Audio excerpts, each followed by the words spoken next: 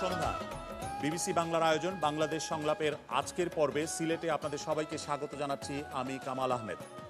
আজকের প্যানেলে রয়েছেন বাংলাদেশ আওয়ামী লীগের নেতা সংসদ সদস্য হাফিজ আহমেদ মজুমদার, বিএনপি সিলেট মহানগরের সাধারণ সম্পাদক নাসিম হুসেইন, সিলেটের সচেতন নাগরিক কমিটির আহ্বায়ক এবং পাবলিক প্রসিকিউটর এমাদুল্লাহ শহীদুল ইসলাম এবং শাহজালাল বিজ্ঞান ও প্রযুক্তি বিশ্ববিদ্যালয়ের সহকারী অধ্যাপক ফারজানা সিদ্দিকা।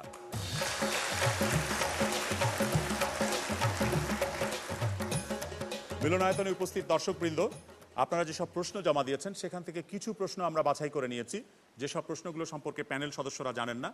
তবে তারা যেমন সেসব প্রশ্নের জবাব দেবেন, ঠিক তেমনিও আপনারাও সেসব প্রশ্নে মতামত দেবার অথবা সম্পূরক প্রশ্ন থাকলে সে প্রশ্ন উত্থাপনের সুযোগ পাবেন।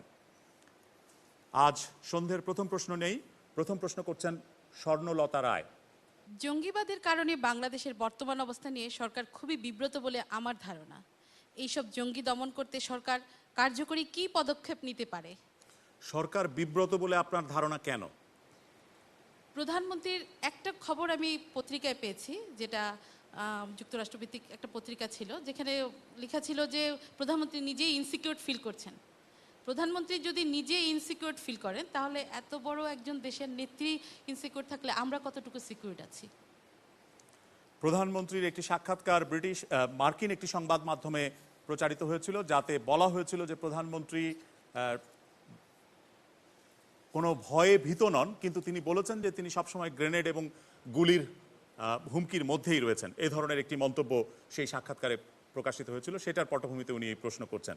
আর ইতিমধ্যে জঙ্গিবাদের বিভিন্ন ঘটনার কথাও বিভিন্নভাবে পত্রপত্রিকায় আসছে, আলোচনায় আসছে, আন্তর্জাতিক সংবাদ মাধ্যমেও আসছে। বিশেষ করে সম্প্রতি ভোলায় অস্ত্র উদ্ধার একটি মাদ্রাসা থেকে সেই ঘটনার সাথে সম্পর্কিত বিভিন্ন খবরাখবর সংবাদ মাধ্যমে প্রকাশিত হচ্ছে।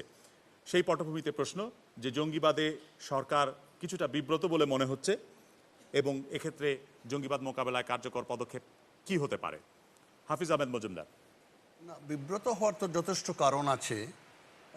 এই জঙ্গিবাদকে যেভাবে একটি সরকার মোকাবেলা করার কথা, সেইভাবে আমাদের বিভিন্ন পরিস্থিতিতে আমরা সেটা করতে পারি না, এবং এই জন্যই কিছু কিছু জায়গায় একটা বিব্রতকর অবস্থার সৃষ্টি তো হয়ই, এতে আমি অস্বীকার করব না। কিন্তু তারপরেও এটা দৃঢ়ভাবে এটাকে মোকাবেলা করে যাচ্ছেন আমাদের সরকার এবং অতীতের সব সরকারই। জঙ্গিবাদ এমন এক সমস্যা, সেটা শুধু বাংলাদেশের নয়, সমস্ত পৃথিবীর সব জায়গায় এবং সব সরকারই জঙ্গিবাদকে একত্রিত হয়ে মোকাবেলা করে যাচ্ছেন, যতটুকু সম্ভব করে যাচ্ছেন আর কি। তো সব সরকারই যদি জঙ্গিবাদ মোকাবেলা করার জন্য কার্যকর উদ্যোগ নিয়ে থাকে বা উদ্যোগ নিচ্ছে বলে আপনি বলছেন, তাহলে বাংলাদেশ সরকার বিব্রত বোধ করবে কেন? অন্য সরকারগুলো তো বিব্রত নয়। না, সব মানে বিব্রত কথাটার মানে হলো জঙ্গিবাদের সঙ্গে রিলিজিয়াস ফ্যানাটিসিজম অঙ্গাঙ্গিভাবে জড়িত। সেই জন্য আমাদের জঙ্গি যারা আছেন তার সঙ্গে রিলিজিয়াস ফ্যানাটিক্স আরও অনেক আছেন যারা জঙ্গিবাদের সঙ্গে সম্পৃক্ত নন। জঙ্গিবাদ অত্যন্ত মুষ্টিমেয় একটি অংশে সীমাবদ্ধ, কিন্তু তাকে আইডেন্টিফাই করা বড় কঠিন। সুতরাং আপনি কোনো অ্যাকশন নিতে গেলে সমস্ত যারা জঙ্গিবাদের সঙ্গে সম্পৃক্ত নন বা কোনোভাবে জড়িত নন, তারা যাতে এফেক্টেড না হয়, সেই জন্য এই বিব্রতকর অবস্থা থাকে। এটাকে ঠিক সেইভাবে অন্য ইস্যুকে যেভাবে মোকাবেলা করা যায় সেটাভাবে সেখানে করা যায় না। নাসিম হোসেন। জঙ্গিবাদ মোকাবেলায় বিগত সরকার, বিএনপি সরকার জঙ্গিদের প্রধান আস্তানা ধ্বংস করেছিল এবং বাংলা ভাইয়ের মতো শীর্ষ সকল জঙ্গিকে ধরে ফাঁসির ব্যবস্থা করেছিল। কিন্তু এখন আমরা যে হারে প্রতিটি শর্ট সার্কিটের ক্ষেত্রেও শোনা যাচ্ছে জঙ্গিদের তথ্য খোঁজা হচ্ছে, আমরা মনে করি এটা একটা বেশি করে অপপ্রচার করা হচ্ছে, যেটা দেশের অর্থনৈতিক অবস্থাকে একটা বেকায়দায় ফেলার জন্যে। গত কিছুদিন আগে একটা দুর্ঘটনা বিরাট আকারে, জাতীয় জীবনে সবচেয়ে বড় দুর্ঘটনা আমি মনে করি পিলখানার দুর্ঘটনা।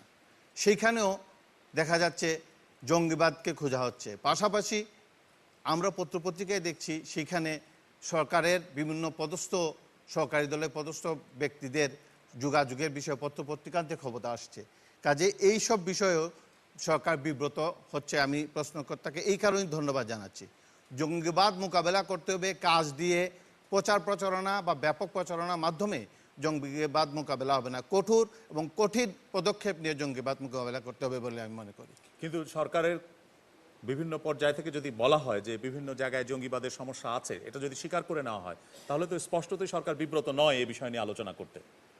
সরকার, আমি আবারও এটা দায়িত্বহীনভাবে বলি যে সরকার যে বাংলাদেশে যে পরিমাণ জঙ্গিবাদ আছে, ভারতে বা পাকিস্তানে এর চাইতে অনেক গুণ বেশি জঙ্গিবাদ আছে। ভারতের বিভিন্ন অঙ্গরাজ্যে জঙ্গিবাদদের বিভিন্ন ক্ষেত্রে বিভিন্ন বিষয় নিয়ন্ত্রণও করে, কিন্তু তাদের মিডিয়াতে তাদের সরকারের শীর্ষ ব্যক্তিরা এত বেশি জঙ্গিবাদ বলে। আমি একজন ব্যবসায়ীও বটে, রাজনীতিবিদ ছাড়া। আমরা মনে করছি এই জঙ্গিবাদ করে আমাদের আন্তর্জাতিক বাজারে পোশাক শিল্পে রফতানিতে হয়তো কোনো এফেক্ট আসতে পারে। আমি মনে করি জঙ্গিবাদ করে আমাদের যে পিস মিশনে লোক যায়, একটা রেগুলার ফোর্সের মধ্যে যদি জঙ্গিবাদ খোঁজা হয়, তাহলে পিস মিশনে ফোর্সের মধ্যে ভবিষ্যতে দেখা যাবে জঙ্গিবাদ খোঁজা হচ্ছে। কাজে এই সকল বিষয়ে শীর্ষ নেতৃবৃন্দ, সরকারের শীর্ষ ব্যক্তিরা সংযত এবং আরও ভালোভাবে চিন্তাভাবনা করে বক্তব্য দেওয়ার জন্য আমি অনুরোধ করব। ধন্যবাদ। দর্শকদের মধ্যে হ্যাঁ, আপনি দ্বিতীয় সারিতে। আমরা বাংলাদেশে দেখতেছি যে জঙ্গিবাদটা আসলে মাদ্রাসা শিক্ষার পিছনে অনেকাংশে, ইদানিংকালে যত জঙ্গি ধরা পড়েছে ম্যাক্সিমামই দেখা গেছে যে মাদ্রাসা শিক্ষার সাথে জড়িত। তো এটার কি কোনো আধুনিক কোনো সংস্কার করা যায় কিনা? মাদ্রাসার প্রশ্ন যেহেতু আসলো, সে কারণে আমি এ সম্পর্কিত একটি প্রশ্ন আছে, প্রশ্নটি এখানে নিয়ে নেই। আলামিন হোসেন। বাংলাদেশে 1 লাখেরও বেশি কওমি মাদ্রাসা নিবন্ধনহীন এবং সরকারের নিয়ন্ত্রণের বাইরে। এদের বিরুদ্ধে জঙ্গিবাদের অভিযোগও উঠছে। এ ব্যাপারে সরকারের কি করার আছে? আমি শ্রোতাদের মধ্যে আরো দু একজনের মন্তব্য নিয়ে তারপরে প্যানেলে ফেরত আসবো। হ্যাঁ, আপনি হাত তুলেছিলেন। বাংলাদেশে যে জঙ্গিবাদ সমস্যা, তাতে পার্শ্ববর্তী দেশের হস্তক্ষেপ কতটুকু? কারণ দেখা গেছে যে জঙ্গিরা তাদের কাজ করে তারা পার্শ্ববর্তী দেশে পালিয়ে যাচ্ছে। আর কেউ? হ্যাঁ, আপনি। জঙ্গিবাদ প্রশ্নে মাদ্রাসাকে জড়িত করে যে প্রশ্ন এখানে আসছে, আমি মনে করি বিগত সরকারের অনেক লোক তো সেখানে জড়িত ছিল। আমার মনে হয় তাদের ব্যাপারে কোনো সুনির্দিষ্ট বিচার না হওয়ার কারণেই শুধু মাদ্রাসা যে এখানে জড়িত থাকবে, এটা আমার মনে হয় সঠিক না। ধন্যবাদ। পিছনে আপনি হাত উঠিয়েছিলেন। হ্যাঁ, জঙ্গিবাদের যে বিষয়টি আসছে, আমার কাছে মনে হয় এটা আসলে আমাদের শিক্ষানীতি বা শিক্ষা যে ব্যবস্থা সেটার জন্য আসছে। আমাদের দেশে 4টি ধারার শিক্ষা আছে, কিন্তু আমাদের সবার দাবি যে এক ধারার শিক্ষা, অর্থাৎ আমাদের এখানে মাদ্রাসা থাকবে না, ইংরেজি বিভাগ থাকবে না, সাধারণ শিক্ষা আলাদাভাবে থাকবে না। আমাদের এখানে একটাই শিক্ষা থাকবে, যেটার মাধ্যমে আমরা প্রত্যেকটা ছাত্র এবং ছাত্রী শিক্ষা নিব। মাদ্রাসা শিক্ষার মাধ্যমে আমাদের দেশের যে মাদ্রাসার ছাত্ররা আছেন, তারা যেহেতু ভবিষ্যৎ খুঁজে পাচ্ছেন না, সেজন্যই আমার কাছে মনে হয় তারা জঙ্গিবাদের দিকে ঝুঁকে পড়ছেন। এ ব্যাপারে সরকার কি ভাববে শিক্ষা দিনে, সেটাই আমার প্রশ্ন। ধন্যবাদ। এমাদুল্লাহ শহীদুল ইসলাম। দেখেন, প্রথমে আমি বলতে চাচ্ছি যে জঙ্গিবাদ বলে কিছু নেই, জঙ্গি তৎপরতা। জঙ্গিবাদ বলে কোনো কিছু ডিফাইন্ড এখনও পলিটিক্যাল সায়েন্সে বলুন বা কোনো কিছুতেই নেই। এই জঙ্গি তৎপরতার বিষয়টা আমরা একটু আগে আমাদের দুজন সম্মানিত প্যানেল আলোচকের বক্তব্য থেকে শুনলাম যে গত সরকারের আমলে, বর্তমান সরকারের আমলে এদের বিরুদ্ধে বিভিন্ন ব্যবস্থা নেওয়া হয়েছে। বাংলাবাই নামক একজনকে মৃত্যুদণ্ড দেওয়া হয়েছে, শায়েখ আব্দুর রহমানকে মৃত্যুদণ্ড দেওয়া হয়েছে। তারপরেও কিন্তু এগুলো দমানো যাচ্ছে না। তার কারণ হচ্ছে, যে কোনো ঘটনাকে দমাতে হলে তার পিছনের যে কারণ, যেটাকে অবজেক্টিভ কন্ডিশনস বলে, সেই অবজেক্টিভ কন্ডিশনস বা বস্তুগত অবস্থাকে নিরূপণ করে সেটার সমাধান না করলে সেটা হবে না। আন্তর্জাতিকভাবে আজকে যুক্তরাষ্ট্র, ইউরোপিয়ান ইউনিয়ন এগুলোর নেতৃত্বে যে যৌথ বাহিনী, ইরাক, আফগানিস্তান, উত্তর কোরিয়া, তারপরে ইরানে তাদের যে তৎপরতা চালাচ্ছে বা হুমকি ইত্যাদি চলছে, সেসবই কিন্তু আমাদের দেশে জঙ্গি তৎপরতাকে উস্কে দিচ্ছে বা এগুলোকে মানুষ ব্যবহার করে এই জঙ্গি তৎপরতাগুলোকে উস্কে দেওয়ার চেষ্টা করছে। তা আমি মনে করছি পাবলিক প্রসিকিউটর হিসাবে আমাদের দেশের যে এক্সিস্টিং ল আছে, সেই আইন দ্বারাই এটা যদি সুষমভাবে আমরা সেই আইনকে প্রয়োগ করতে পারি, এগুলোর মোকাবেলা করা সম্ভব। এগুলো মোকাবেলার জন্য অন্ততপক্ষে বন্ধু, আপনি বললেন, একটু আগে বললেন যে পাশ্চাত্যের নীতি, তাদের যে পররাষ্ট্র নীতি বা আন্তর্জাতিক নীতি, সেটা এই জঙ্গিবাদকে উস্কে দিচ্ছে। অবশ্যই। তো যদি তাই হয়, তাহলে আপনি এখানে দেশের আইনে কজনকে বিচার করবেন যতক্ষণ পর্যন্ত পাশ্চাত্যের ওই নীতিগুলো পরিবর্তন না হচ্ছে? আমাদের দুটোই চালাতে হবে। আমরা পররাষ্ট্র নীতির, পররাষ্ট্র তৎপরতার ক্ষেত্রে আমরা আন্তর্জাতিকভাবে আমাদের বক্তব্য সুস্পষ্ট অবস্থান তুলে ধরবো এবং এইসব বিদেশি দেশের আগ্রাসী তৎপরতার বিরুদ্ধে অবস্থান নিব। আর পাশাপাশি দেশের অভ্যন্তরে যে আমাদের যে প্রসিকিউশন, যেটা মোটিভেশন এন্ড প্রসিকিউশন, সেই প্রসিকিউশনে আমি বলতে চাচ্ছি যে আমাদের এক্সিস্টিং ল দিয়ে এটা করতে হবে, স্পেশাল ল প্রয়োজন। সংস্কারের যে প্রশ্ন এসছে, মাদ্রাসা শিক্ষা অবশ্যই সংস্কারের প্রয়োজন এবং সেই ক্ষেত্রে একটি সুষম শিক্ষা ব্যবস্থা। আমি উদাহরণ হিসাবে আনতে চাই যে পশ্চিম বাংলায় একটি প্রাদেশিক সরকার কিছু ব্যবস্থা নিয়েছিল, যেটা নাকি Pakistan government already they have borrowed the idea from West Bengal government. আমরা সেই ধরনের একটা কিছু করতেও পারি। ধন্যবাদ। ফারজানা সিদ্দিকা। আমার কাছে একটা ব্যাপার মনে হয় যে জঙ্গিবাদের সঙ্গে যে সবসময় মাদ্রাসাকে ইনক্লুড করা হয় তা কিন্তু না, কারণ এর সঙ্গে কিন্তু কতগুলো এনজিও জড়িত, ইসলামিক কর্মধারা, বিভিন্ন কার্যক্রম তারা পরিচালিত করে। এবং এখন তো উঠেই আসছে যে সেবা কার্যক্রম, বিশেষ করে চিকিৎসা একটা বড় মাধ্যম যেখানে সরকার সবসময় ব্যর্থ, এবং এই চিকিৎসাকে কেন্দ্র করেই এনজিওগুলো আসলে দরিদ্র জনগোষ্ঠীর মধ্যে পৌঁছে যাচ্ছে। সুতরাং একটা ব্যাপার কিন্তু একটু খেয়াল আমাদের করতেই হবে যে মাদ্রাসার ছাত্রদের একটা বড় অংশ কিন্তু দরিদ্র জনগোষ্ঠী, কারণ ধর্মের সাথে মানে দারিদ্র্যের একটা খুব ভালো রকম সম্পর্ক আছে। এবং যেখানে কিনা এতিমখানা বা বিদেশি টাকায় পরিচালিত যে মাদ্রাসাগুলো আছে, সেখানে বাইরে থেকে টাকা আসছে, সৌদি আরব বা কুয়েত, দুবাই, বিভিন্ন জায়গা থেকে টাকা আসছে, ওই সরকাররা টাকা দিচ্ছে, এবং আমাদের যারা প্রবাসী যারা আছেন তারাও অনেকে টাকা ইনভেস্ট করছেন। হ্যাঁ, ব্রিটেন থেকেও ইদানিং এই যে ভোলায় যেটা ধরা হলো, সেখানে দেখা যাচ্ছে বড় একটা ইনভেস্টমেন্ট এসছে ব্রিটেন থেকে। সুতরাং এদের কিন্তু অনেক ধরনের ইস্যু থাকে। একটা হচ্ছে যে মানুষের ধর্মীয় অনুভূতিগুলো এত সেন্সিটিভ যে পরকালে গিয়ে একটা উত্তরণ ঘটানোর জন্যে কিছু ধর্মীয় কার্যকলাপের মাধ্যমে তারা আসলে চেষ্টা করে মানুষের মধ্যে ঢুকে যেতে, এবং আলটিমেটলি কি হয়, হ্যাঁ, এই নিয়ন্ত্রণের যে প্রশ্নটা এসছে যে হ্যাঁ, নিয়ন্ত্রণহীনভাবে আমি এক্স্যাক্টলি মাদ্রাসাগুলো সেটাই বলতে বাড়ছে। চাচ্ছি। একটা ব্যাপার হচ্ছে মাদ্রাসার শিক্ষা নিয়ে বহুবার শিক্ষা আন্দোলন, যতগুলো ইস্যু তৈরি হয়েছে, সেখানে মাদ্রাসা ইস্যুটা প্রধান একটা ইস্যুতে পরিণত হয়েছে। কারণ আমরা দেখছি, একজন প্রশ্নকর্তা বলছিলেন যে 4টি ধারায় বাংলাদেশে শিক্ষা চলছে, আসলে কিন্তু তা না, 13টি ধারা চলছে শিক্ষার। আসলে 13টি ধারা এখন এই মুহূর্তে আছে, কিন্তু কোনো নিয়ন্ত্রণ নাই। হ্যাঁ, সেটা যে আমরা যে খুব বলবো যে ইংরেজি মাধ্যম মানেই হচ্ছে সেটা জঙ্গির অপোজিট, বিপরীত একটি ধারা, এবং সেটা আমার দেশের জন্য খুব কার্যকরী একটি ধারা, তাও কিন্তু না। কারণ ইংরেজি মাধ্যমের স্কুলগুলোতেও কোনো নিয়ন্ত্রণ নেই সরকারের, হ্যাঁ, যে কি পড়ানো হচ্ছে তা আমার শিক্ষা, আমার ইতিহাস, সংস্কৃতি এগুলোর সাথে সংযুক্ত আছে কিনা, কোনো পাঠ্যসূচির উপর কোনো নিয়ন্ত্রণ নেই। সবচেয়ে বড় ব্যাপার যেটা, যে জঙ্গিবাদ ইস্যুতে না, একটা ভালো শিক্ষা নীতি গ্রহণের জন্যে যখন গভর্নমেন্ট খুব আন্তরিকভাবে উদ্যোগী হবে, তখন আলটিমেটলি এই মাদ্রাসা শিক্ষাগুলো একটা নিয়ন্ত্রণের মধ্যে চলে আসবে, যে কিভাবে এটা তৈরি হবে। কারণ অলরেডি কিন্তু কওমি মাদ্রাসা নিয়ে প্রচুর বিতর্ক আছে, যে তারা তাদের একদম নিজস্ব কিছু সিলেবাস পড়ায়, এবং অনেকগুলো মাদ্রাসায় জাতীয় সঙ্গীত প্রচার হয় না, কখনোই বাংলা কোনো কিছু পড়ানো হয় না। নাসিম হোসেন, কওমি মাদ্রাসাগুলোর নিয়ন্ত্রণের প্রশ্ন এসছে, মাদ্রাসা শিক্ষা সংস্কারের প্রশ্ন এসছে, আর একটা অভিযোগ এসছে যে বিগত সরকারের সময় জঙ্গিবাদীদের বিরুদ্ধে ব্যবস্থা নেওয়া হয়নি বলে সমস্যার অনেকটা বেড়েছে, এরকম অভিযোগ এসছে। আপনি যদি সেই অভিযোগের জবাব দিতে চান। প্রথমে অভিযোগের জবাব দিয়ে আমার বক্তব্য শুরু করছি।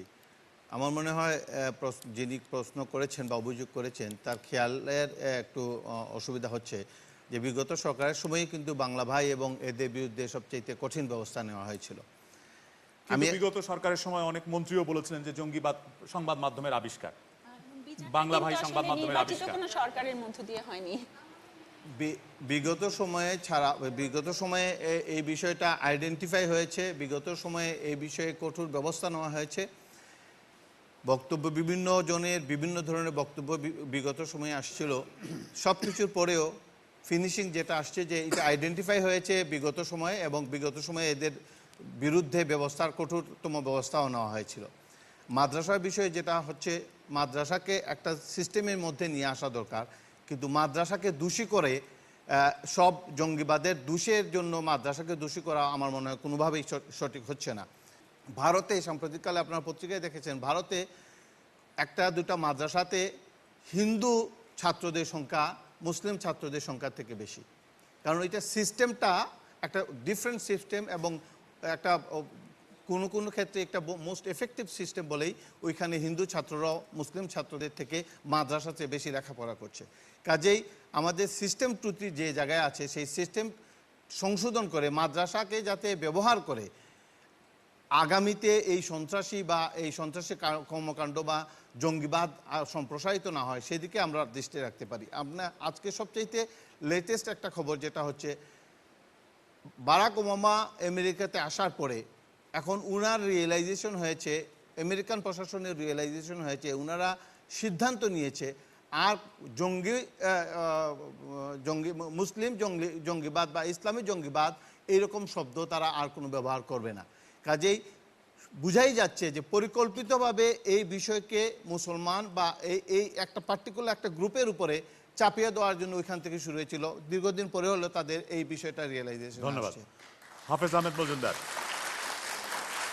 মাদ্রাসা শিক্ষার সংস্কারের ক্ষেত্রে সরকার কি করবে বা এটা কত বড় সমস্যা বলে আপনি মনে করছেন? না, আপনার এই প্রশ্নের উত্তরে যাওয়ার আগে আমি একটা কথা বলবো যে জঙ্গিবাদ একটি সমস্যা শুধু বাংলাদেশের নয়, সমস্ত পৃথিবীর বহু দেশের। এই সমস্যাকে ওই যে এই আগের সরকার মোকাবেলা করে নাই, কম করেছে, এই সরকার বেশি করেছে, এই ধরনের একটা সীমারেখা বোধহয় ঠিক করা হবে না। সব সরকারেরই দায়িত্ব এই ধরনের সিচুয়েশনকে মোকাবেলা করা, এবং আমি বলবো অতীতের সরকারও করেছে। তখন জঙ্গিবাদ যখন এসেছিল, সদ্য এসেছিল, আমাদের এখানে ঠিক ঠিক ঠিক সেভাবে বুঝে উঠে যায় নাই। সেই জন্যই হয়তো বলে জঙ্গিবাদ এখানে নাই বা এইখানে কোনো নাই, এই ধরনের কথাবার্তা বিএনপি সরকারের সময় বলা হয়েছিল। তারপরেও তারা রিয়েলাইজ করেছেন খুব তাড়াতাড়ি যে করে তারা মোকাবিলা করেছেন। এই সরকারও মোকাবিলা করবে। এইখানে ওই সরকার আর এই সরকার, আওয়ামী লীগ সরকার, বিএনপি সরকারের কোনো প্রশ্ন এখানে নাই। এখানে এটা সমস্যাটা জাতীয় এবং আন্তর্জাতিক সমস্যা। মাদ্রাসা শিক্ষার প্রশ্নটা আসলে মাদ্রাসা শিক্ষার সংস্কার প্রয়োজন। এখন মাদ্রাসা কি নিয়ে? তাদের সাবজেক্টটা হলো রিভিলেশনকে নিয়ে, ওহিকে নিয়ে। ওহি হলো তাদের মুখ্য সাবজেক্ট, যেটার উপরে ভিত্তি করে শিক্ষাটা চালিয়ে যান তারা। আর আমরা রিজনকে যারা স্কুলে বা সেকুলার এডুকেশনে যেখানে যাই, সেখানে রিজন ইজ দি মিডিয়াম, যের উপরে আমরা যাই। এই যে দুইটা রিজন অ্যান্ড রেভলিউশন, দুইটাকে আপনি কোনো সময় করতে পারেন। আদিকাল থেকে এই দুইটি রিজন এবং রিভলিউশনের প্রাধান্য চলে আসছে সমাজে। এক শ্রেণী আছেন যারা রিভলিউশনকে নিয়ে অগ্রসর হতে চান, এক শ্রেণী আছেন যারা রিজনকে নিয়ে অগ্রসর হতে চান। এখানে একটাকে বাদ দিয়ে আরেকটাকে করার কোনো সুযোগ, ইচ্ছা থাকলেও আপনি করে উঠতে পারবেন না। ধন্যবাদ। আমরা পরের প্রশ্ন নেই। পরের প্রশ্ন করছেন কেনি লস্কর রূপা। পিলখানায় হেফাজতে থাকা বিডিআর জওয়ানদের জিজ্ঞাসাবাদের নামে অমানসিক নির্যাতন করা হচ্ছে বলে অভিযোগ পাওয়া গেছে। কয়েকজন এরই মধ্যে মারাও গেছেন বলে খবর বেরিয়েছে। এক্ষেত্রে সরকারের ভূমিকা কি হওয়া উচিত? পিলখানায় হেফাজতে থাকা বিডিআর জওয়ানদের কয়েকজনের মৃত্যুর খবর বিভিন্ন সময়ে প্রকাশিত হয়েছে এবং এই বিডিআর সদস্যরা সরকারের আহ্বানে পিলখানায় ফেরত আসার পরে তাদেরকে জিজ্ঞাসাবাদ করা হচ্ছে। তাদেরকে দায়িত্বে ফেরার জন্য যে একটা স্ক্রিনিং প্রক্রিয়ার কথা সরকার বলেছে, সেই প্রক্রিয়া চলাকালীন সময়ে এই সমস্ত মৃত্যুর ঘটনা ঘটছে এবং অভিযোগ উঠছে। হিউম্যান রাইটস ওয়াচ এর আগে অভিযোগ করেছে এবং সর্বশেষ শনিবার সকালে অ্যামনেস্টি ইন্টারন্যাশনাল অভিযোগ করেছে যে এই সমস্ত মৃত্যু তাদের নির্যাতনের কারণে মৃত্যু হয়েছে বলে তাদের মনে হচ্ছে এবং সেই কারণে তারা তদন্তের দাবি জানিয়েছে। সেই পটভূমিতেই এই প্রশ্ন। আমরা শুরু করি আপনাকে দিয়ে, ফারজানা সিদ্দিকা। হ্যাঁ, এর মধ্যেই 9 জনের মৃত্যু ঘটেছে এবং গভর্নমেন্ট, আমি বলবো যে একটু বিব্রতকরভাবেই, খুব যে আত্মবিশ্বাসের সুর তাদের গলায় পাওয়া যাচ্ছে তা না, যে এই মৃত্যুগুলোকে খুব স্বাভাবিক মৃত্যু হিসেবে দেখছে। কিন্তু আমরা এর মধ্যে দেখেছি যে হাসপাতালে মৃত অবস্থায় নেওয়া হয়েছে এবং জখমের চিহ্ন আছে। আসলে এরকম হওয়ার কথা না। যেহেতু এটা নিয়ে এখনো বিতর্ক হচ্ছে এবং তদন্ত চলছে যে কতজন আসলে এর সঙ্গে জড়িত, তাদের চিহ্নিত করা নিয়ে, এবং এখন পর্যন্ত গভর্নমেন্ট আসলে সুস্পষ্টভাবে জনগণকে জানায়নি যে কোন প্রক্রিয়ায় এদের বিচার হবে। একবার বলা হচ্ছে যে সামরিক আইনের আওতায় বিচার হবে, আবার তাদেরকে আমরা দেখতে পাচ্ছি যে সাধারণ প্রক্রিয়া নিয়ে বিতর্ক আছে, কিন্তু এই যে হেফাজতে থাকা অবস্থায় সেজন্যই কিন্তু এই মৃত্যুগুলো ঘটছে। কারণ আপনি যদি বলেন যে সামরিক আইনের আওতায় ঘটবে, তাহলে পাবলিকের এটার উপরে পর্যবেক্ষণ করার ক্ষমতা অনেক কমে যায়। কারণ আমরা জানি যে সামরিক শাসন প্রক্রিয়ায় কখনোই জনগণ খুব সুবিধাজনক অবস্থায় থাকতে পারে না, কারণ আমাদের সেই দীর্ঘদিনের অভিজ্ঞতা আছে সামরিক শাসনের মধ্যে থাকার, এবং একদম বিচার গণতান্ত্রিক শাসনের মধ্যেই সেনা আইনে তাদের বিচারের কথা এবং বিবেচনা করা হচ্ছে বলা হয়েছে। হ্যাঁ, এবং এটা নিয়ে আসলে কিন্তু এই ফাঁক ফোকর দিয়ে কিন্তু আসলে মৃত্যুগুলো ঘটছে, কারণ পাবলিক এখনো বুঝতে পারছে না যে এটা নিয়ে তার দাঁড়ানোর অবস্থানটা কোন জায়গায় থাকবে। মানে সরকার যেমন একটা সময় বিব্রতকর অবস্থায় ছিল, যেটা কিনা একদম পিলখানা হত্যাকাণ্ডের পরপরই ঘটেছে, যে সরকার এবং সেনাবাহিনী মুখোমুখি অবস্থানে আছে। আবার ঠিক একই অবস্থায় কিন্তু এই মৃত্যুগুলো নিয়েও সরকার, আমার যেটা মনে হয় যে খুব জোরে সোরে কিছু বলতে পারছে না, কারণ যেহেতু পিলখানার জওয়ানরা এই মুহূর্তে সেনাবাহিনীর আওতায় আছে। ধন্যবাদ।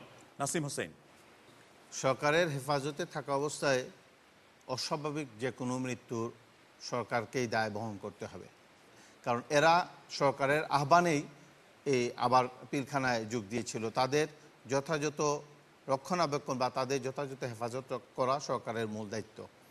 আর এই বিষয়ে, বিশেষ করে পিলখানার বিষয়ে আমাদের সমন্বয়কারী বলে খ্যাত মাননীয় মন্ত্রী মহোদয় যেভাবে বিভিন্ন বক্তব্য দিয়ে চলেছেন, একটা মামলা বিচারাধীন, একটা বিষয় বিচারাধীন থাকা অবস্থায় তিনি যে বিভিন্ন গোষ্ঠী বা বিভিন্ন মানুষকে চিহ্নিত করছেন, আমি মনে করি উনার এই বক্তব্যে ব্যাখ্যা দিয়েছেন। ওই বিতর্কে আমরা না যে যদি এই প্রশ্নটার উত্তরের মধ্যেই থাকি, আমি মনে এই প্রশ্নতেই ওইটা আমি লিঙ্ক করতে চাচ্ছি এই কারণে যে উনি এইসব বিষয় বলে একটা পক্ষকে বা একটা এই বিষয়কে ধামাচাপা দেওয়ার একটা সুযোগের নিয়ে আসতে চাচ্ছেন। তো এই বিষয়গুলো পরবর্তী পর্যায়ে দেখা যাবে যে এই কোন বিষয়কে ধামাচাপা দেওয়ার, যে বিষয়টা উনি বিভিন্ন পক্ষকে বা বিভিন্ন গ্রুপকে চিহ্নিত করছেন যে এইটার সাথে সংশ্লিষ্ট, একইভাবে এই যে নির্যাতনে যদি মৃত্যু হয়ে থাকে বা বিভিন্ন পর্যায়ে আসছে নির্যাতনে মৃত্যু হচ্ছে বা আমরা টিভিতে দেখেছি, যদি এই বিষয়টা সত্যি সত্যি হয়ে থাকে তাহলে সরকারের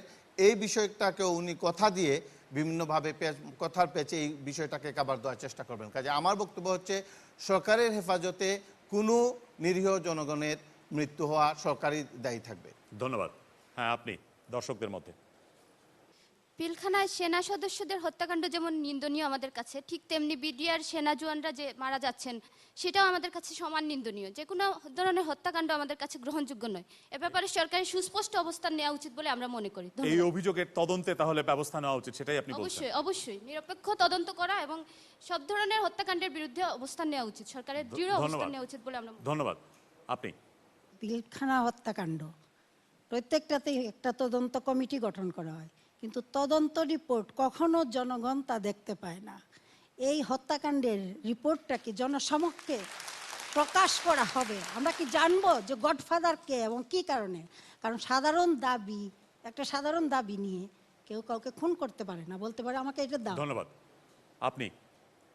এখন যেখানে তদন্ত কমিটি অলরেডি তদন্ত করতেছে, 3টা তদন্ত কমিটি আমাদের পিলখানা ঘটনা নিয়ে, সেখানে দেখা যাচ্ছে যে আমাদের মন্ত্রী মহোদয়ের মধ্যে অনেকেই মানে জঙ্গিবাদের মানে প্রশ্রয় আছে এমন একটা কথা তুলে ফেলছেন, যেখানে তদন্ত কমিটির রিপোর্ট এখনো প্রকাশ পায় নাই। এখন যে প্রশ্ন নিয়ে আলোচনা হচ্ছে সে সম্পর্কে আপনার কোনো মতামত আছে? যে ওইটাই আমার মতামত, যে যেখানে প্রকাশ পায় নাই ওটা, তাহলে এখন যদি আমি অন্যদিকে প্রবাহিত করতে চেষ্টা করি সেখানে কি সুষ্ঠু তদন্ত হবে কিনা? ধন্যবাদ। হ্যাঁ, আপনি হাত উঠিয়েছিলেন, আপনার পাশে। শুধুমাত্র কমিটির পর কমিটি, তদন্ত কমিটি তৈরি হচ্ছে, কিন্তু এই তদন্ত কমিটির রিপোর্ট আমরা কবে শুনতে পাবো? ধন্যবাদ। আপনি সামনে। আমরা শুনছি যে নওজোয়ান যারা মারা গেছে তাদের ফ্যামিলিকে অনেক সহায়তা করা হয়েছে, কিন্তু মানসিক নির্যাতনে বর্তমানে যারা মারা যাচ্ছে তাদের ফ্যামিলিকে গভর্নমেন্ট কোনো সহায়তা দিবে কিনা? ধন্যবাদ। পাশে আপনি হাত উঠিয়েছিলেন। আমাদের একটা ট্রেডিশন হয়ে দাঁড়াচ্ছে যে কমিটি আসলে কাগজে পত্রেই কমিটি, আসলে কমিটির কোনো আমরা মানে বাস্তবায়ন দেখতে পাই না। ধন্যবাদ। এই বাস্তবায়নকে আমরা দেখতে পাবো। ধন্যবাদ। এমাদুল্লাহ শহীদুল ইসলাম। আজকে পিলখানার যে ঘটনা ঘটছে এটা এখন নতুন একটা মোড় নিয়েছে। সর্বশেষ আমাদের সিলেট বিডিআরের এখানে একজন মারা গিয়েছে, বলা হচ্ছে যে হি কমিটেড সুইসাইড, কিন্তু তার পরিবার কিন্তু অস্বীকার করছে, বলছে যে না, ওকে নির্যাতন করে মারা হচ্ছে। কিন্তু আমাদের যে আইনি প্রক্রিয়া, ক্রিমিনাল প্রসিডিওর কোড, সেই কোড অনুযায়ী একজন এক্সিকিউটিভ ম্যাজিস্ট্রেটের উপস্থিতিতে এই ডেড বডিগুলোর আপনার সুরতহাল যাকে বলে ইনকোয়েস্ট রিপোর্ট করা হয়েছে। সেগুলোতে কিন্তু শরীরের বিভিন্ন জায়গায় বিভিন্ন জনের বিভিন্ন আঘাতের চিহ্ন বের হয়ে এসেছে। এই চিহ্নগুলো কিভাবে আসলো সেটা কিন্তু তদন্ত করা দরকার, এবং সেই তদন্তটা অবশ্যই ট্রান্সপারেন্টলি করা উচিত। আপনাদের সবার বক্তব্য থেকে যে প্রশ্ন এসেছে সেটা হচ্ছে কেন স্বচ্ছতার মাপকাঠিতে এই তদন্তটা হচ্ছে না। আমরা দেশীয় বিদেশি কাউকে তা বলছি না, তো দেশীয় যে বিভিন্ন আপনার এই যে হিউম্যান রাইটস গ্রুপগুলো আছে, বিভিন্ন ফান্ডামেন্টাল রাইটস গ্রুপগুলো আছে, সেইগুলোকে অবাধে সেই সব বিডিআরদের অবস্থান পর্যবেক্ষণের একটা সুযোগ দেওয়া উচিত বলে আমি মনে করি। আর সবচেয়ে বড় কথা হচ্ছে কি, যে একজন বিডিআর যদি ওই অফিসার্সদের কিলিংয়ের সাথে সংশ্লিষ্ট থাকে, তার বিচারের মাধ্যমে শাস্তি হোক। এক্সট্রা জুডিশিয়াল কোনো কিলিংস আমরা চাই না, এটা দেশও চায় না, জাতীয় চায় না। ধন্যবাদ। হাফিজ আহমেদ মজুমদার। আমার থেকে এই মত, যে ভাষায় আমি এই নেক্ষারজনক কিলিং যেতে হয়েছে সেটাকে যেমন আমি কন্ডেম করি, ইকুয়ালি আমি কন্ডেম করি এই ধরনের এক্সট্রা জুডিশিয়াল কিলিং। কোনোভাবেই এটা কাম্য নয়। সরকারের হেফাজতে থাকা কোনো ব্যক্তি, তিনি দোষী হোক না দোষী হোক, তাকে এইভাবে মারা যাবেন, এটা জাতির জন্য এবং সবের জন্য এটা প্রত্যেকেই এটাকে কন্ডেম করা উচিত। আমরা সকলে করব যে যেই হোক বিচারের মাধ্যমে তাকে শাস্তি দিতে হবে, বিচার বহির্ভূতভাবে কোনো রকম শাস্তি এটা কোনো রকমভাবে কল্যাণ বয়ে আনবে না আমাদের জন্য। এই যে নাসিম হোসেন যেমন বললেন যে একজন মন্ত্রী বলছেন বিভিন্ন কথাবার্তা, এবং সেই কথাবার্তা বলার একটা উদ্দেশ্য হতে পারে ওনার কথা অনুযায়ী যে এই ধরনের অভিযোগগুলো, যে হেফাজতে থাকা অবস্থায় মৃত্যুর যে অভিযোগ, সে সমস্ত বিষয়গুলো যাতে ধামাচাপা পড়ে যায়। আপনার কি মনে হয় যে সেরকম কোনো কিছু ঘটছে? আমি তার আগে একটা কথা বলবো, আমরা এই একটা ইস্যুকে নিয়ে আগেই আমরা রাজনৈতিকভাবে দুষানোসা আরম্ভ করি, যার ফলে আসল ইস্যুটা এড়িয়ে যায় মধ্যে থেকে। কোনো রকমভাবে একজনকে মানে দোষ না দিয়ে সমস্যাটাকে চিহ্নিত করে তার সমাধান করা উচিত। এখন একজন মন্ত্রী প্রতিদিন এত অগণিত মিডিয়ার সামনে তাকে দাঁড়াতে হয়, মিডিয়া বিভিন্নভাবে তার প্রশ্ন করতে হয়, একটা উত্তর তাকে দিতেই হয়। আমাদের দেশে আপনি মিডিয়ার মানুষ বুঝতে পারবেন, মিডিয়ার সামনে জনপ্রতিনিধিদের বা সব মানুষের যত বেশি সম্মুখীন হতে হয় পৃথিবীর আর কোনো জায়গায় এত বেশি নাই। এটাই এটা খুব ভালো লক্ষণ আমাদের দেশে, যে আমাদের মিডিয়া এত সচেতন, এত নাম্বার এত বেশি, যে আমাদের প্রতিনিয়ত আমাদের মিডিয়ার সামনে জবাবদিহিতা করে যাচ্ছে। কিন্তু যেহেতু আপনি ক্ষমতাসীন দল, নির্বাচিত দল, যে দল এখন ক্ষমতায় আছে সেই দলেরই সংসদ সদস্য, সেই কারণে আপনার কাছে আমার প্রশ্নটা করতে হচ্ছে যে হ্যাঁ, সংবাদ মাধ্যম থেকে প্রশ্ন করা হবে, কিন্তু প্রশ্ন করা হলেই তদন্তাধীন বিষয়ে মন্তব্য কি করতে হবে? না, ঠিক করতে হবে না, সে ঠিক, কিন্তু আপনাদেরও এমন যেমনভাবে প্রশ্ন এমনভাবে করেন যে আমরা অনেক সময় অসহায় হয়ে যাই আপনাদের সামনে। এই বিষয়টার সঙ্গে একটু যুক্ত করতে চাই যে এক বাক্যে যদি বলতে পারেন। আমি একটু প্লাস করতে চাচ্ছি। নাসিম হোসেন, এই 9 জনের মধ্যে এমনও তো হতে পারে যে এই ঘটনার একজন উইটনেস, শক্ত সাক্ষী কেউ থাকতে পারে যে নির্যাতনের কারণে মারা গেছে। কাজেই এই বিষয়টা আমার মনে হয় তদন্ত করা উচিত। যারা মারা গেছে তাদের মধ্যে কেউ সাক্ষীও আছে কিনা যারা সঠিকভাবে আমাদেরকে প্রকৃত তথ্য দিতে পারে। ধন্যবাদ। ফারজানা সিদ্দিকা, আপনি খুব সংক্ষেপে করতে চাই যে আজকে বাংলাদেশের একটা খুব জনপ্রিয় পত্রিকায় একটি জরিপ এসেছে, যদিও জরিপগুলো সবসময় যে সত্য হয় তা নয়, যে এই তদন্তের সমন্বয়কারী হিসেবে বাণিজ্য মন্ত্রীর অবস্থানকে নিয়ে একটি রাজনৈতিক দল বিএনপি তারা প্রশ্ন তুলেছে, এবং জনগণ মনে করে কিনা যে তার এই অবস্থানে থাকা উচিত কিনা। এই প্রসঙ্গটা আলোচনায় আনতে চাইছি না আমি এই কারণে, কারণ বাণিজ্য মন্ত্রী সমন্বয়কারী নন, সে সম্পর্কে তিনি ব্যাখ্যা দিয়েছেন, তারপরেও তাকে সমন্বয়কারী হিসাবে অনেকে বলছে সংবাদ মাধ্যমে। কিন্তু আবার গভর্নমেন্ট থেকে বারবার বলা হচ্ছে যে আপনি মন্তব্য থেকে বিরত থাকুন, কিন্তু সেটা তিনি শুনছেন না আসলে কিসের ইশারায়, এর পেছনে তিনি কেন এখন মন্তব্য করছেন সেটা নিয়ে আপনার প্রশ্ন। ধন্যবাদ। আমরা পরের প্রশ্ন নেব। পরের প্রশ্ন করছেন মারিয়া সুলতানা। সরকার পরিবর্তনের পর কেন প্রশাসনের রদবদল করা হয়? এটি কি প্রশাসনিক কারণে না রাজনৈতিক কারণে? সরকার পরিবর্তনের পর প্রশাসনের রদবদল হয়। এই সরকার পরিবর্তনের পরেও বেশ কিছু রদবদল হয়েছে। প্রথমে খুব অল্প সংখ্যক, এখন বেশ বড় আকারে রদবদল হচ্ছে, এবং সেই পটভূমিতেই এই প্রশ্ন। শুরু করি নাসিম হোসেন আপনাকে দিয়ে। কেন সরকার পরিবর্তনের পর প্রশাসনের রদবদল করতে হয় কেন? কারণ আপনাদের সময়ও করা হয়েছিল, সেই কারণে আপনাকে দিয়ে শুরু করছি। এইটা কয়েকটা কারণে। এখন আমাদের দেশে প্রশাসনে যে হারে চেঞ্জ হচ্ছে সেটাকে আমি কোনোভাবেই সাপোর্ট করি না, কিন্তু কিছু কিছু ক্ষেত্রে পরিবর্তন দরকার। এই কারণে যে সরকার একটা ম্যান্ডেট নিয়ে আসে তার একটা ম্যানিফেস্টো ইমপ্লিমেন্টেশনের জন্য, বাস্তবায়নের জন্য। তো সেই ক্ষেত্রে বিভিন্ন কি পয়েন্টে তার যদি একেবারে বিশ্বস্ত লোক না থাকে, আপনারা জানেন আমাদের প্রশাসনেও যেটা অত্যন্ত দুঃখজনক যে প্রশাসনের যারা কর্তা ব্যক্তিরা তারা বিভিন্নভাবে রাজনীতিতে সংশ্লিষ্ট, পরোক্ষভাবে সংশ্লিষ্ট হয়ে যান, যেটা আমরা কোনোভাবেই, আমি ব্যক্তিগতভাবে এইটাকে সমর্থন করি না। তো এই ক্ষেত্রে এই তাদের যে ম্যানিফেস্টোতে যে বিষয়গুলো থাকে এগুলো কুইক ইমপ্লিমেন্টেশনের জন্য অনেক ক্ষেত্রে এইটা রদবদলের প্রয়োজন হয়ে পড়ে। কিন্তু আমরা দেখতে পাচ্ছি সাম্প্রতিককালে বেশ কিছুদিন থেকে, সেটা আমার ক্ষেত্রে, আমার দলীয় ক্ষেত্রেও এই বিষয়টা থাকতে পারে, বাট আমি ব্যক্তিগতভাবে যেটা মনে করি, সাম্প্রতিককালে আপনারাও লক্ষ্য করবেন যে এমন আমরা 21শে পদক দিতেও একটা গ্রুপকে, যখন যে সরকার পরিবর্তন আসে, যে রাজনৈতিক দল আসে, তখন বুদ্ধিজীবীদেরও গ্রুপিং করে আমরা সেইভাবে পুরস্কৃত করি।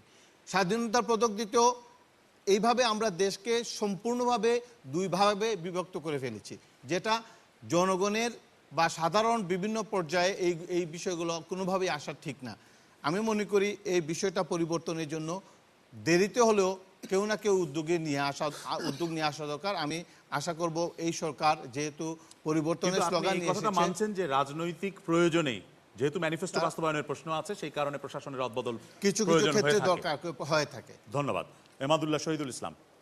দেখেন, একটি রাষ্ট্রের যে 3টি ভাগ থাকে, নির্বাহী বিভাগ, বিচার বিভাগ এবং আইন প্রণয়নকারী বিভাগ বা legislature, theory of separation of powers বলছে এই 3টি বিভাগ আলাদা আলাদাভাবে স্বাধীনভাবে কাজ করবে। এখানে কোনো রাজনৈতিক হস্তক্ষেপ কখনো কাম্য হতে পারে না। আমি জানি বিরোধী দলের পক্ষ থেকে আমার সম্মানিত প্যানেল বক্তা যে বক্তব্য বলেছেন, নিশ্চয় সরকারি দলের মাননীয় সংসদ সদস্য তিনিও একই বক্তব্য রাখবেন, কারণ তারা উভয়ই কিন্তু সেই প্রশাসনকে একের পর এক ক্ষমতাসীন হয়ে তারা হস্তক্ষেপ করছেন এবং ঢালাওভাবে এখান থেকে ওখানে, ওখান থেকে এখানে নিয়ে যাচ্ছেন। কিন্তু রাজনৈতিক দলের রাজনৈতিক ম্যানিফেস্টো বাস্তবায়নের প্রয়োজনে এই রাজনৈতিক পরিবর্তন প্রয়োজন কিনা প্রশাসনে? আমি মনে করি না। আমি মনে করি যে একটা রাজনৈতিক দলের ম্যানিফেস্টো বাস্তবায়নের জন্য তাদের যে নির্বাচিত যে ব্যবস্থা রয়েছে, স্থানীয় সরকার ব্যবস্থা রয়েছে, জাতীয় সংসদ রয়েছে, তারা তাদের নিজ নিজ অবস্থানে থেকে ভূমিকা রাখবেন। কিন্তু প্রশাসনের ব্যুরোক্রেসিতে বা স্থায়ী সরকারের যে অঙ্গ, সেক্ষেত্রে তাদের বিশ্বস্ত আর অবিশ্বস্ত বলে কোনো লোক থাকা উচিত নয়। সেখানে কোনোভাবেই পার্থক্য করা। ধন্যবাদ। হাফিজ আহমেদ মজুমদার। এটা অত্যন্ত অনাকাঙ্ক্ষিত, কিছুতেই এই ধরনের পরিবর্তন আমাদের জন্য কাম্য হতে পারে না। যদিও বিএনপি গভর্নমেন্টের সময় তারা করেছেন, আওয়ামী লীগ গভর্নমেন্টের সঙ্গেও করে যাচ্ছেন, কিন্তু এটা কাম্য হতে পারে না। আমি ব্যক্তিগতভাবে এটাকে সমর্থন করি না। প্রশাসন ব্যুরোক্রেসির রাজনৈতিক প্রভাব থেকে মুক্ত না রাখলে এই ব্যুরোক্রেসি আমার জন্য কল্যাণকর হবে না। আজকে সমস্ত সমাজের প্রত্যেকটা সেক্টরকে আমরা এরকম বিভাজনের মধ্যে ফেলে দিয়েছি, ইচ্ছায় হোক অনিচ্ছায় হোক। জুডিশিয়ারিতে যাই, সেখানে বিভাজন। ইউনিভার্সিটি বিভাজনের ইতি টানবেন কবে আপনারা?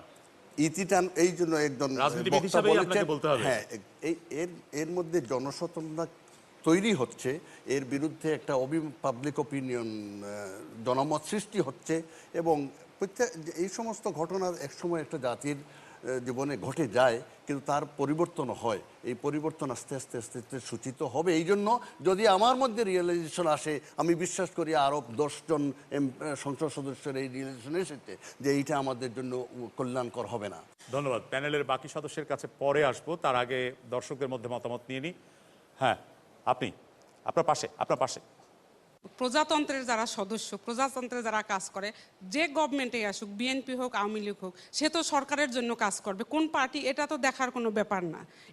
এটা আমরা আশা করি যে এটা কতদিনে হবে। ধন্যবাদ। আপনার পাশে। সরকার বদলের সাথে সাথে প্রশাসনে একটা প্রত্যক্ষ বা পরোক্ষ রদবদল হয়ে থাকে বা পালাবদল হয়ে থাকে।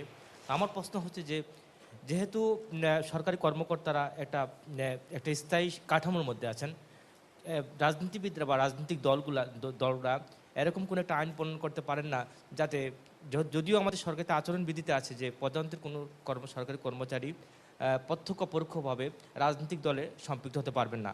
তো আমার মনে হয় যে এই যে কাঠামোতে আইনটা আমার মনে হয় যে এটা শুধুমাত্র আইনের মধ্যে আছে, কিন্তু রাজনীতিবিদরা খুবই উদ্যোগী না যে যাতে করে প্রশাসনিক পর্যায়ে যারা ব্যক্তি আছেন তাদেরকে সেপারেশন বা তাদের দূরে রাখতে। ধন্যবাদ। আপনি? আমরা ব্রিটিশ কর্তৃক 200 বছর শাসিত হয়েছি, তারা আমাদেরকে ডিভাইড এন্ড রুলস শিখিয়েছিল। আমরা মনে হয় যে এর বৃত্ত থেকে আমরা বের হতে পারিনি। হ্যাঁ, আপনি? প্রশাসনের কর্মকাণ্ড হচ্ছে দেশের শৃঙ্খলা রক্ষা করা, উন্নয়ন কর্মকাণ্ড করা। যদি সরকার বদলের সাথে সাথে যদি এরকম প্রশাসনের রদবদল হয়, তাহলে সরকারের নির্বাচনের আগেই প্রশাসনের কাজের স্থবিরতা এসে যাবে। কারণ তখন তারা চিন্তা করবে যে পরবর্তী কোন সরকার আসে। এবং এই সময় যদি এটা এখানে বলেছেন যে এখানে মানে ম্যানিফেস্টোতে থাকে, তার জন্য তারা, আমার মনে হয় যে ম্যানিফেস্টোতে থাকে সেখানে তো প্রশাসনের দরকার হয় না।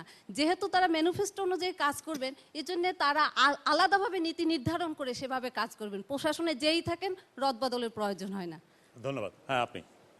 আমার প্রশ্ন যে যেমন সিলেটের রেড ক্রিসেন্ট আছে, ফুটবল ফেডারেশন আছে, এটাকে দলীয় দৃষ্টিকোণ থেকে না দিয়ে অন্য কোনো জায়গা থেকে মানে সাধারণ জিয়ে থেকে দেওয়া যায় কিনা, দলীয় দৃষ্টিকোণ থেকে জিয়ে না দিয়ে? ধন্যবাদ। ফারজানা সিদ্দিকা। একটা নতুন গভর্নমেন্ট যখন আসে তখন গভর্নমেন্ট রদবদল করে, এটা একটা খুব বাজে প্র্যাকটিস। কিন্তু জনগণের মধ্যেও কিন্তু নানা ধরনের প্রত্যাশা তৈরি হয় যে যখন বিএনপি গভর্নমেন্ট আসে তখন বিএনপি সমর্থক যারা তারা চিন্তা করে যে এবার বোধহয় আমার চাকরির বাকরি একটা কিছু হওয়ার সম্ভাবনা থাকবে। সুতরাং আমরা যদি সবসময় বলি যে রদবদলই হচ্ছে, রদবদল কিন্তু না, প্রত্যেকটা রাজনৈতিক সরকারের সময় নিয়োগও হচ্ছে প্রচুর পরিমাণে। হ্যাঁ, এবং সেই নিয়োগগুলো রাজনৈতিক দৃষ্টিভঙ্গি থেকেই হচ্ছে, রাজনৈতিক বিবেচনাতেই হচ্ছে। তো একটা ব্যাপার সেটাই যে শেষ পর্যন্ত গভর্নমেন্ট কমফোর্ট ফিল করার একটা ব্যাপার খুঁজে বেড়ায় যে কোন জায়গায় কাকে বসালে গভর্নমেন্ট একটু কমফোর্ট থাকবে এবং সে তার নিজের পছন্দের কাজকর্মগুলো করতে পারবে সহজে এবং আরো কিছু নিজের পছন্দের লোককে নিয়োগ দিতে পারবে। সুতরাং এটা রাজনৈতিক প্রয়োজনেই দলগুলো করে থাকে। হ্যাঁ, রাজনৈতিক প্রয়োজন, রাজনৈতিক দৃষ্টিভঙ্গিতে, এবং জনগণেরও কিন্তু একটা প্রত্যাশা গভর্নমেন্টের সাথে আছে, সেটা জনগণ অস্বীকার করলে আসলে খুব দুঃখজনক হবে। ধন্যবাদ। আমরা পরের প্রশ্ন নেই। রফিকুন সাবিনা ঝিমু। সিলেটের অনেকেই প্রবাসী, একই সাথে এদের অর্থ সম্পদ প্রচুর। তা সত্ত্বেও সিলেটে উৎপাদনমুখী শিল্প কারখানা প্রতিষ্ঠায় অগ্রগতি নেই কেন? আপনার কি ধারণা কেন অগ্রগতি নেই? সম্ভবত সেই রিস্ক নিচ্ছে না, বড় বড় বিল্ডিং তৈরি করতেছে, মার্কেট তৈরি করতেছে শপিং করার জন্য, কিন্তু আমার মনে হয় এই জন্য ওনাদের সেই প্রজেক্ট, ওই ধরনের কোনো প্রজেক্ট, বিনিয়োগ আছে কিন্তু শিল্প কারখানায় নেই। হ্যাঁ, নেই। করলে সেটা দেশের জন্য হয়তোবা অনেক ভালো হবে, হয়তোবা না, অবশ্যই ভালো হবে। ধন্যবাদ। এমাদুল্লাহ শহীদুল ইসলাম। বিষয়টি অনেকটা আমাদের জাতীয় নীতির সাথে সম্পর্কিত। আমার যতদূর মনে পড়ছে, একটা জরিপে বের হয়ে এসেছিল একটি শিল্প কারখানা প্রতিষ্ঠা করতে গেলে সরকারের বিভিন্ন লেভেল থেকে যে অনুমতির নামে যে বিভিন্ন বাধাগুলো আছে, সম্ভবত 63টি 63 সেই ধরনের বাধা অতিক্রম করে একটা শিল্প কারখানা গড়ে তুলতে অনুমতি দেওয়া হয়। এই বাধাগুলো কে আরোপ করেছে? এই বাধাগুলো হচ্ছে আমাদের এই যে নিউ কলোনিয়াল ইকোনমিক সিস্টেম, সেইটাই আরোপ করেছে। এখন জাতীয় পর্যায়ে যদি এই নিউ কলোনিয়াল সিস্টেম অর্থাৎ আন্তর্জাতিক পুঁজিবাদের যে ব্যবস্থা, সেটা থেকে বের হয়ে না আসা পর্যন্ত আমাদের হচ্ছে মুক্তি নেই। সিলেটের বিষয়টা আলাদা মোটেই নয়, তবে এই কথাটা আলাদা যে সিলেটে অনেক ফরেন রেমিটেন্স আছে, এখানে ইনভেস্টমেন্টের মতো অনেক ক্যাপিটাল আছে, কিন্তু কেন এখানে এই প্রোডাক্টিভ ইকোনমি, প্রোডাক্টিভ শিল্প কলকারখানা হচ্ছে না? যে কয়েকটি হয়েছিল সেইগুলো কেন ব্যর্থ হলো সেটা যদি আমরা অনুসন্ধান করি, ওই কারণগুলো আমরা পাবো। একটা প্রোটেক্টিভ অর্থনীতি যদি না হয় তাহলে আমাদের শিল্প কলকারখানা বিকশিত হবে না এবং পুঁজিবাদ যারা পুঁজির মালিক তারা আগ্রহান্বিত হবেন না এখানে ইনভেস্টমেন্টে। ধন্যবাদ। ফারজানা সিদ্দিকা। আমার মনে হয় আসলে দীর্ঘদিন বিদেশমুখী তার একটা প্রবণতা থেকে গিয়েছে ইয়েতে, সিলেট অঞ্চলের মানুষের, যে যত টাকা আসলে ইনভেস্ট করে একটা শিল্প কারখানা গড়া যায় তার চেয়ে কম পয়সায় বিদেশ চলে গিয়ে রেমিটেন্স বাড়ানো সম্ভব, কিংবা ওখানে একটা সিকিউরড লাইফ লিড করা সম্ভব। আর আমার যতদূর মনে পড়ে, আমি অনেকবারই এই ধরনের কাহিনী পড়েছিলাম যে অনেকেই টাকা ইনভেস্ট করতে এসছেন বাংলাদেশে লন্ডন থেকে, সিলেটের মানুষ, কিন্তু এই যে আমলাতান্ত্রিক জটিলতা, যে এক জায়গা থেকে আরেক জায়গায় ফাইল দৌড়ানোর পেছনে যতবার তাদেরকে বিব্রতকর অবস্থায় পড়তে হয়েছে, বা ঘুষ আদান প্রদান কিংবা ঘুষ দেওয়া সত্ত্বেও আসলে সেই কাজটা বের করে না নিয়ে আসার যে অভিজ্ঞতা, এই ব্যাপারগুলো থেকেই যাচ্ছে। আমার মনে পড়ে যে গত অর্থমন্ত্রী বারবার কিন্তু এই কথাটা বলছিলেন যে সিলেটে বড় বড় বাড়িঘর না করে আপনারা শিল্প কারখানার পেছনে টাকা পয়সা করেন, কিন্তু আসলে খুব একটা আশাব্যঞ্জক ফল পাওয়া যায়নি।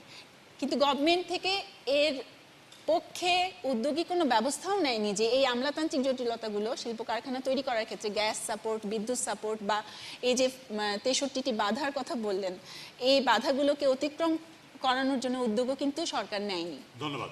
দর্শকদের মধ্যে দু একজনের মতামত নেই। হ্যাঁ, আপনি সামনের সারিতে। আমাদের যে সিলেটের ব্যাপারটা সেটা হচ্ছে যে শিল্প কারখানা গড়ে তুলবো, কিন্তু শিল্প কারখানা গড়ে তুলতে গেলে যে জায়গার প্রয়োজন বা জমির প্রয়োজন, সেটা দেখা যাচ্ছে যে আমাদের আবাসিক এলাকা যেগুলো আছে সেগুলো দখল করে নিচ্ছে। কিন্তু বিষয়টা হলো আমাদের যে এই দখল করে নিচ্ছে তারা, আমরা এখন বিভিন্ন সাইনবোর্ড দেখি যে অমুক আবাসিক এলাকা অমুক আমি যেদিকেই সিলেটের বিভিন্ন জায়গা ঘুরছি সেদিকে দেখা যায় আবাসিক এলাকা মানে তারা জমি অধিগ্রহণ করার ফলে আমাদের যে কলকারখানা হবে সেই জায়গা তো আমি খুঁজে পাচ্ছি না। তো এটা কি সরকার কোনো বাধ্যকতা করতে পারে না? ধন্যবাদ। হ্যাঁ, আপনি। বাংলাদেশে ক্ষুদ্র ক্ষুদ্র জাতিসত্তা বসবাস করে, তার মধ্যে সিলেটে আছে মণিপুরি জাতিসত্তা। তারা মহিলারা, বিশেষ করে মহিলারা হস্তশিল্পে দক্ষ, অথচ এই শিল্প সাথে জড়িত, কিন্তু তা থাকা সত্ত্বেও কোনো মণিপুরিতে শিল্প কারখানা নেই। এটা কি সরকার, মহাজোট সরকার কি এটা কোনো ব্যবস্থা নেবেন কি না ওই ব্যাপারে? ধন্যবাদ। হ্যাঁ, আপনি। মনে করি শিল্প ব্যবস্থার সাথে সাথে বিদ্যুতের ব্যবস্থাটাও গ্রহণ করা উচিত। ধন্যবাদ। নাসিম হোসেন। সিলেটে শিল্প বিনিয়োগ কম, এ বিষয় নিয়ে আমরা প্রায় মিটিং বিভিন্ন পর্যায়ে আলাপ আলোচনা করে থাকি। সিলেটে শিল্প বিনিয়োগ বৃদ্ধি করার জন্যে বেশ কিছুদিন থেকে, গত প্রায় 3-4 বছর থেকে সিলেটে একটা স্পেশালাইজড ইকোনমিক জোন করার জন্যে সরকারের সাথে বিভিন্ন দেন দরবার হচ্ছে। মূলত সিলেটে ইনফ্রাস্ট্রাকচারের অভাবটা, অবকাঠামোগত সুযোগ সুবিধার অভাব সিলেটে বিনিয়োগে বেশ পিছনে। পাশাপাশি আমার পূর্ববর্তী বক্তাদের বক্তব্য এসেছে যে আমলাতান্ত্রিক যে বিষয়গুলো, আমরা বিনিয়োগকারীদের উৎসাহ দিয়ে নিয়ে আসি, এইখানে বিনিয়োগ করতে আসে, কিন্তু এইখানে যে কোনো একটা কাজ করতে গেলে এর পিছনে যে অবৈধ পথে অর্থ ব্যয় করতে হয়, যে সময়টা ক্ষেপণ করে, এবং যে বাধাগুলো দূর করা সম্ভব হলো না কেন? উদ্যোগের অভাব।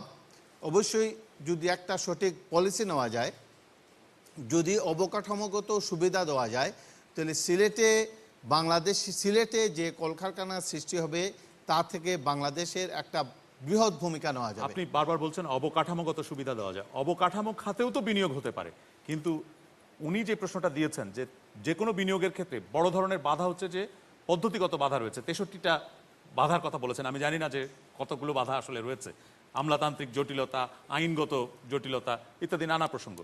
সেই বাধাগুলো দূর করা যায়নি। আমি ছোট একটা উদাহরণ দিয়ে বলি, সিলেটে দুইটা বেসিক স্টেট আছে।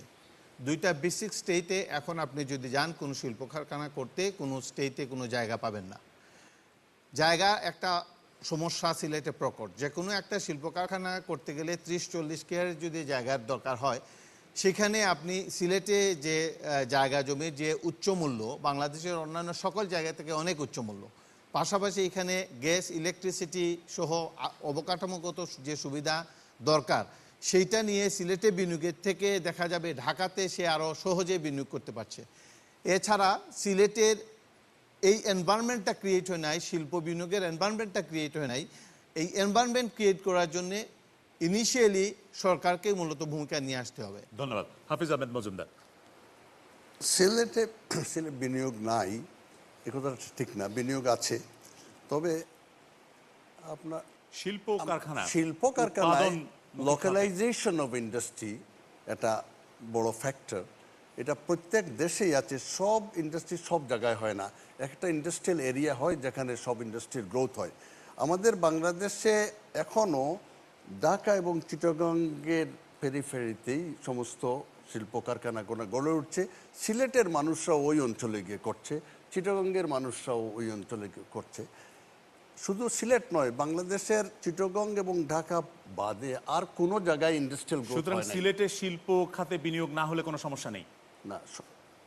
শিল্প খাতের যে বিনিয়োগ সেটা সব ইচ্ছা করেই সব জায়গায় হয় না। যেমন আমলাতান্ত্রিক জটিলতা সিলেটে যেমন আছে, ঢাকায়ও তেমনি আছে। ওটা জাতীয় ভিত্তিক, ওটা জাতীয় ভিত্তিক। যদি আমলাতান্ত্রিক জটিলতা করেও যদি আমি ঢাকায় করতে পারি, সিলেট করবো না কেন? সেই জন্য এই প্রশ্ন এসে যায় লোকালাইজেশন অফ ইন্ডাস্ট্রি। একটা ইন্ডাস্ট্রি এক জায়গায় মানে জোর করে গড়ে ওঠে না, তার অনেক অনেক তার পারিপার্শ্বিক তার অবস্থান থাকে, সেখানে গড়ে ওঠে। এমন একদিন হয়তো আসতে পারে সিলেট একটা ইন্ডাস্ট্রিয়াল জোন হয়ে যেতে পারে। আমি সেই আশায় দিন গুনছি যে সিলেট, চিটাগং এবং ঢাকার পরে যে থার্ড ইন্ডাস্ট্রিয়াল জোন হিসেবে সিলেট গড়ে উঠবে। কেন উঠবে? কারণ সিলেটের যে বিনিয়োগ করার কালচার আমাদের সিলেটে যেরকমভাবে গড়ে উঠেছে হয়তো ইয়েতে আপনার আবাসিক খাতে হচ্ছে, ইয়েতে হাউজিং স্টেটে হচ্ছে, কিন্তু এরা তো এন্টারপ্রিনিয়রশিপ গ্রো করতেছে, সুতরাং একদিন হবেই। ধন্যবাদ। আমরা পরের প্রশ্ন নেব। পরের প্রশ্ন করছেন জান্নাতুল ফেরদৌস। বর্তমান অর্থনৈতিক মন্দার সময়ে যোগাযোগ মন্ত্রণালয় সুসজ্জিতকরণ করে সরকার কি তার নৈতিক অবস্থান ঠিক রাখছে বলে মনে করেন? যোগাযোগ মন্ত্রণালয়ে সুসজ্জিতকরণ করার যে প্রশ্নটি আসছে, এটার পটভূমি হচ্ছে যে যোগাযোগ মন্ত্রণালয়ের পক্ষে মন্ত্রণালয়ের অধীনস্থ একটি বিভাগ, সড়ক ও জনপথ বিভাগ, তারা মন্ত্রীর জন্যে গাড়ি ক্রয়ের আলাদা টেন্ডার আহ্বান করেছিল এবং মন্ত্রণালয়ের অধীনস্থ বিভাগকে দায়িত্ব দেওয়া হয়েছে মন্ত্রীর কার্যালয় সুসজ্জিতকরণের। সে কারণেই একটি বিতর্ক হচ্ছে যে এটা কতটা যুক্তিসঙ্গত হয়েছে। এই পটভূমিতে প্রশ্ন, প্রত্যেককে খুব সংক্ষেপে উত্তর দিতে হবে, শুধু আপনার মন্তব্য যে আপনি এটা সঠিক মনে করেন কিনা, 10 থেকে 20 সেকেন্ডের মধ্যে। হাফিজ ইমরান আহমেদ। না, সব কিছু একটা সীমারেখা থাকা দরকার। সীমারেখার মধ্যে এই কাজটা করা প্রয়োজন। যদি সীমা লঙ্ঘন করা হয়, অর্থাৎ যা প্রয়োজন, আমি ঠিক জানি না এক্স্যাক্টলি, আমার সেই নলেজ নাই কতটুকু সীমা লঙ্ঘন করা হয়েছে। যদি সীমা লঙ্ঘন হয়ে থাকে আমি এটা সমর্থন করব না। এমাদুল্লাহ শহীদুল ইসলাম।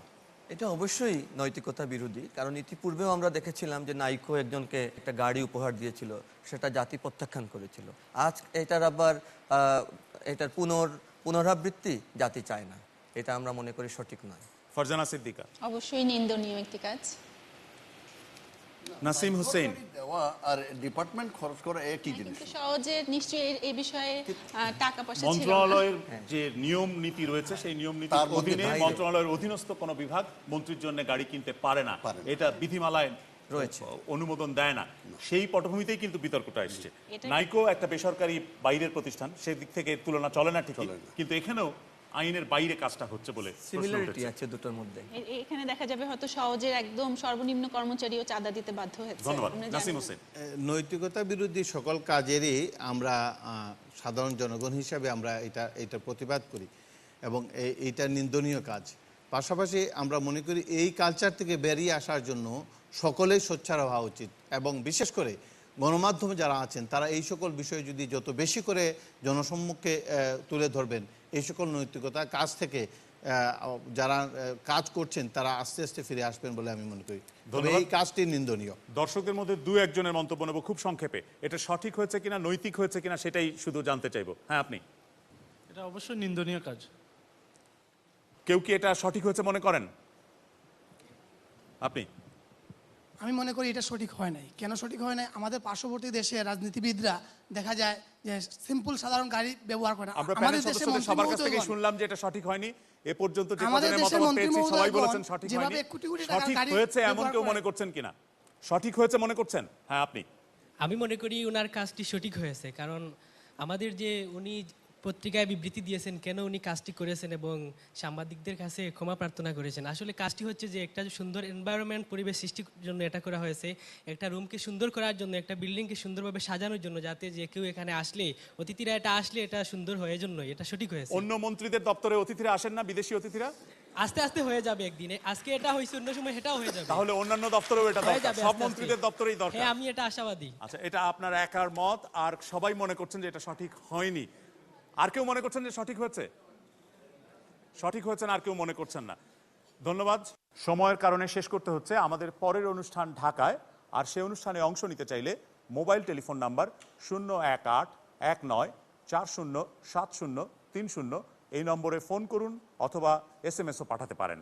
আর ইমেল করতে চাইলে লিখুন bengali@bbc.co.uk এই ঠিকানায়। প্যানেলের সদস্যবৃন্দ, মিলনায়তনে উপস্থিত দর্শকবৃন্দ এবং রেডিও টেলিভিশনের অগণিত শ্রোতা দর্শক, আপনাদের সবাইকে ধন্যবাদ জানাচ্ছি। ধন্যবাদ জানাচ্ছি এই মিলনায়তনের কর্তৃপক্ষ, জালালাবাদ গ্যাস ট্রান্সমিশন কোম্পানি কর্তৃপক্ষ এবং চ্যানেল আই কর্তৃপক্ষকে। অনুষ্ঠানের প্রযোজক ওয়ালিউর রহমান মিরাজ এবং আমি কামাল আহমেদ আপনাদের সবাইকে শুভেচ্ছা জানিয়ে এখনকার মতো এখানেই বিদায় চাইছি। শুভরাত্রি।